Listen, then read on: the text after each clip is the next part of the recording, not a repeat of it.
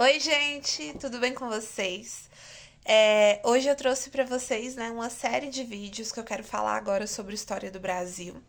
Vou ter outros vídeos também falando sobre outras temáticas, mas nessa proposta em que eu vou estar aqui, né, dando dicas para vocês sobre o Enem, sobre questões que caem mais, temas e conteúdos que caem mais, né?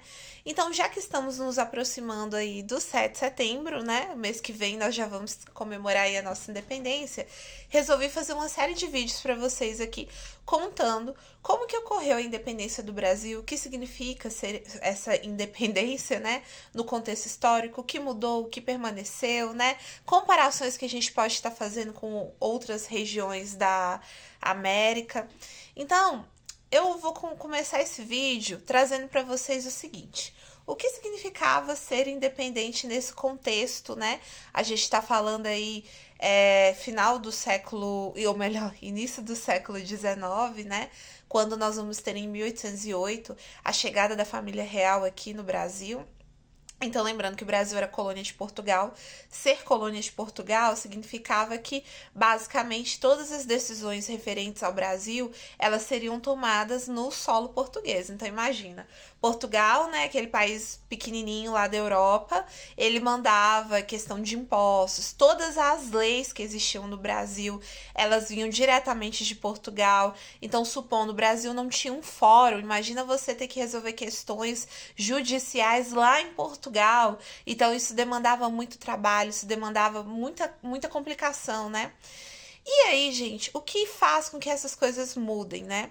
Se vocês lembrarem aí, a gente tem que 1808 o Império Napoleônico tá crescendo, né? E Napoleão já tinha conquistado Espanha, tava ali indo para conquistar a Áustria, né? E tinha um lugarzinho que era pedra no sapato de Napoleão, que era a Inglaterra. Então, gente, como a Inglaterra, né, era uma ilha muito bem guarnecida ali, a marinha naval da Inglaterra é muito boa, né? Isso fez com que Napoleão pensasse: olha, se eu não estou conseguindo conquistar a Inglaterra militarmente, eu vou conquistar a Inglaterra, vou quebrar a Inglaterra no bolso, né? Então, Napoleão decretou o famoso bloqueio continental. Esse bloqueio continental, né, dizia o seguinte: que todos os países ali da Europa, né, principalmente os que já estavam sob o comando dele ou que ele tinha essa intenção de invadir, estavam proibidos de realizar comércio com a Inglaterra. Qual que era o problema? Nessa época, gente, Portugal era governado pelo príncipe regente, né, Dom João.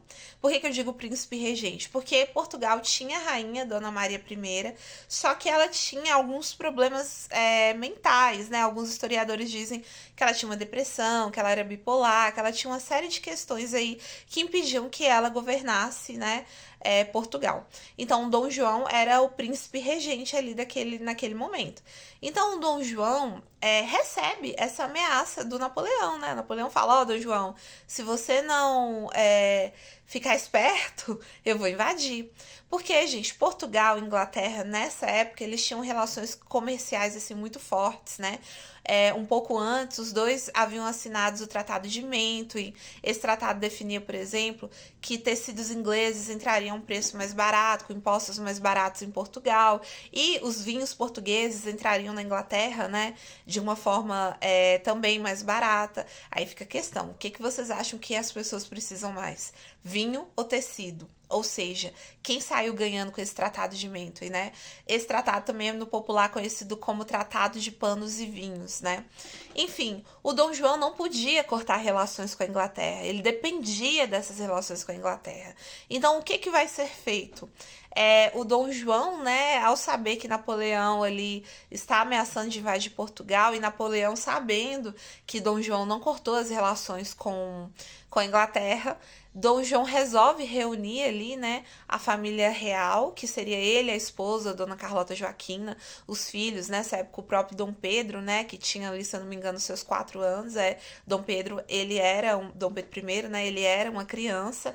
Então eles resolvem reunir todas as riquezas de Portugal, toda a nobreza mais importante de Portugal, atravessar o oceano e vir para a sua colônia, como uma forma de manter a coroa, né? Porque pensa comigo, o que faz com que eu conquiste um lugar? Eu vou conquistar a sede do governo daquele lugar. Mas se a sede do governo não está lá, então tecnicamente eu não conquistei, né? Então foi uma jogada interessante do Dom Pedro, principalmente, perdão, do Dom João, principalmente se a gente analisar que durante muito tempo a historiografia tratou o Dom João como um rei banana, né? Um rei que não tinha nada ali, não era esperto, né? Que demorava a tomar decisões. Mas o Dom João se mostrou aí, se a gente for analisar, esperto.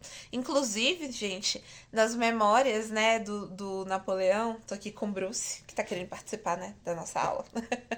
Nas memórias do Napoleão, ele fala que o Dom João foi o único que o enganou.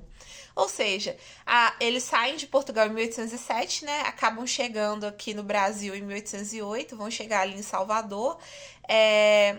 E uma das primeiras coisas que o Dom João decreta, gente, que é bem interessante, que é considerada aí a gênese, né, do nosso movimento independente, vai ser a abertura dos portos, né, às nações amigas. O que significava essa abertura dos portos? A partir daquele momento, o Brasil poderia realizar comércio com aquelas nações que fossem consideradas amigas, né? Então, leia-se aí Inglaterra. Então, gente, esse primeiro vídeo, né, eu narrei aqui para vocês de uma forma mais reduzida, né, resumida, para vocês entenderem melhor qual era o contexto que vai desencadear aí na nossa independência. Espero que vocês tenham gostado, beijo e eu volto em breve.